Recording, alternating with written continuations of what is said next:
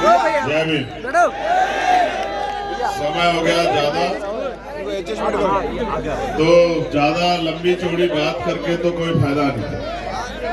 हनुमान जी ने सारी बात आपसे बता दी।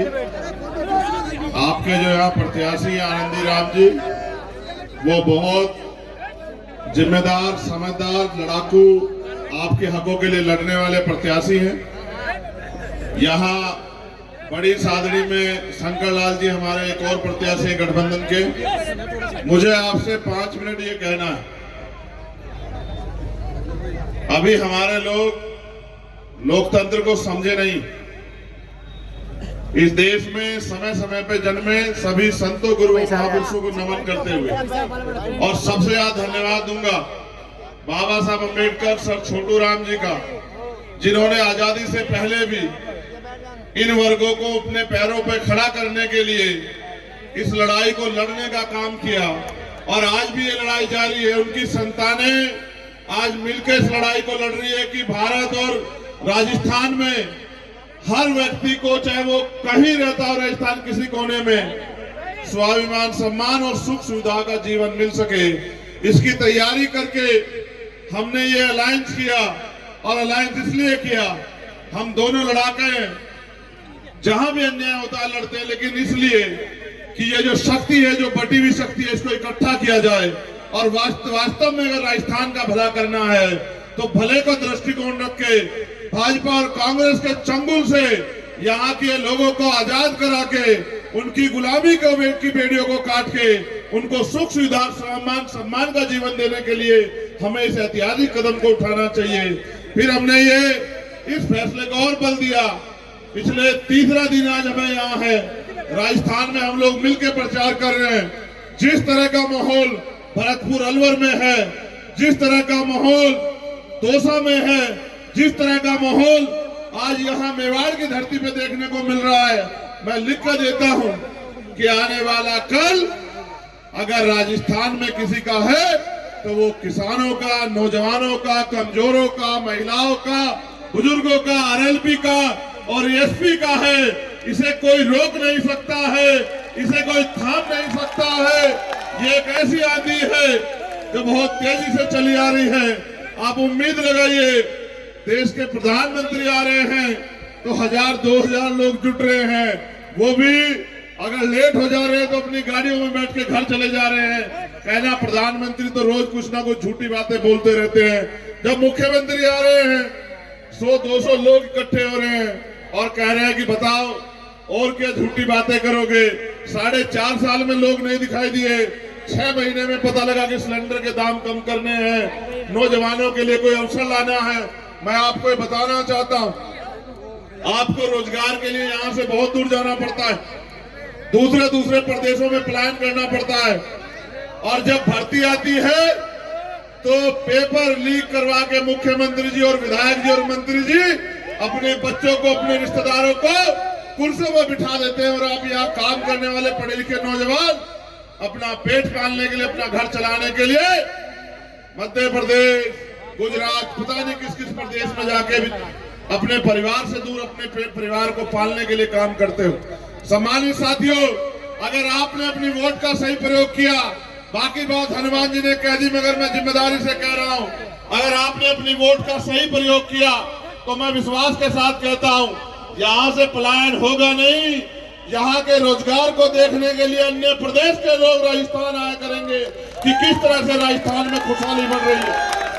हमने कई बार की सरकारें देखी हैं, अगर सरकार दिल से कुछ करना चाहे तो यहाँ इस क्षेत्र में भी बड़े बड़े रोजगार, कंपनियां, फैक्ट्रियां लग सकती हैं।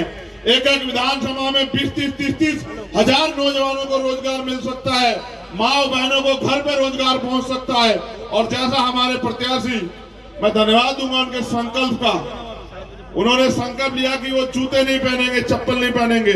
मैं उनसे कहूंगा कि कुदरत के आशीर्वाद से और आप सब लोगों के सहयोग प्यार से वो दिन दूर नहीं जब इस क्षेत्र में पानी भी आएगा और यहाँ की समस्याओं का, हर एक समस्या का समाधान भी होगा और उस समाधान के सूत्रधार भी आप होंगे। मेरे प्यारे साथियों, ये बात आप गौर कर लो, आप भाषण रोज सुनते लोग, मगर ये भाषण नहीं, ये आपकी सच्चाई है लोकतंत्र की। सरकारें बहुत वादे करती हैं, 700 रुपए का सिलेंडर, 500 रुपए का सिलेंडर, वृद्धा पेंशन, ये पेंशन, वो पेंशन, इतने पैसे, इतना किसानों को सम्मान निधि। आपको ने कभी सोचा कि सरकारों पे पैसा कहां से आता है? कभी आपने जानने का प्रयास किया? क्या मुख्यमंत्री जी कोई बिजनेस करते हैं जिससे पैसा निकाल के लाते हैं? क्या प्रधानमंत्री जी कोई जमीन बेच के पैसा निकाल के लाते हैं? आप और हम जो टैक्स देते हैं उसी पैसे से सरकार का बजट बनता है। आपका पैसा आपके ऊपर लगाना कोई बड़ा काम नहीं है, वो तो आपका पैसा लेके लगाते भी नहीं है। लेकिन यहाँ आपके बीच में जो भावी मुख्यमंत्री है राजस्थान के, मैं लिख के देता हूँ, हनुमान जी बेनीवाल, 3 लाख करोड़ से ज्यादा का बजट है। एक एक पैसा गरीबों को उनको पैरों पे खड़ा करने के लिए लगाया जाएगा। और खुशहाली जब तक लोगों के घरों में नहीं आएगी तब तक हम लोग चैन से कुर्सी पे नहीं बैठ के आपके लिए संघर्ष करते रहेंगे। आज जो ये प्यार आपने कपासन की धरती पे दिखाया है, इतना बड़ा जनसैलाब जो आप यहाँ, इतने बड़े जनसैलाब के रूप में जो आप मौजूद है, मैं आपको ये कहना चाहता हूँ, किसी की बातों में मत आना। आपको प्रलोभन देने, आपको बेवकूफ बनाने, आपको आपसे बड़ी बड़ी बातें करने बहुत आएंगे। और मैं आनंदी राम से कहूंगा कि वो यहां आए। आपको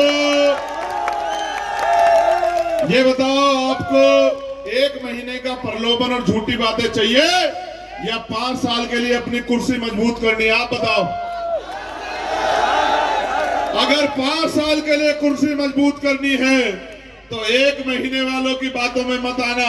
ये 1 महीने वाले चुनाव के बाद आपकी बस्तियों में नहीं आके देखेंगे। और अगर देखा हो तो आप अपने आसपास जाके देख लो। कभी विधायक जी, मंत्री जी आपकी गलियों में आए हो क्या पूछने कि किसका पेट भूखा है, किसके सर पे छत है या नहीं है, किसकी बच्ची को पढ़ाई की दिक्कत आ रही है, किसके पिता को, माँ को अच्छे इलाज की व्यवस्था नहीं हो पा रही है। अगर इन सब की समस्या कोई दूर करेगा तो राजस्थान में आरएलपी एसपी गठबंधन करेगा और पावर ऑफ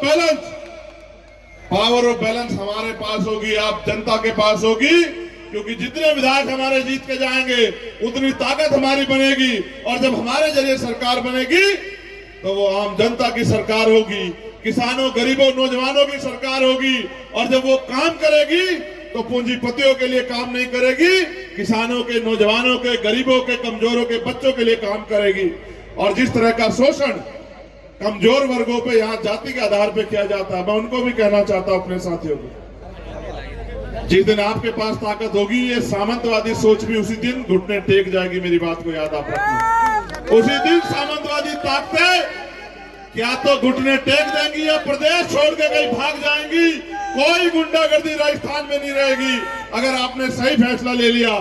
25 तारीख को जब आप वोट डालने जाएं, ना इधर देखे ना उधर देखे, सामने देखे और बोतल के बटन को दबाकर भाई आनंदी राम जी को विधानसभा भेजने का काम आप करें। और आपकी समस्याओं के लिए लड़ने की जिम्मेदारी आप हमारे पास छोड़ दें। और जो आपकी समस्याएं हैं आज या कल एक लिफाफे में लिख के वो आप हमें दे दें।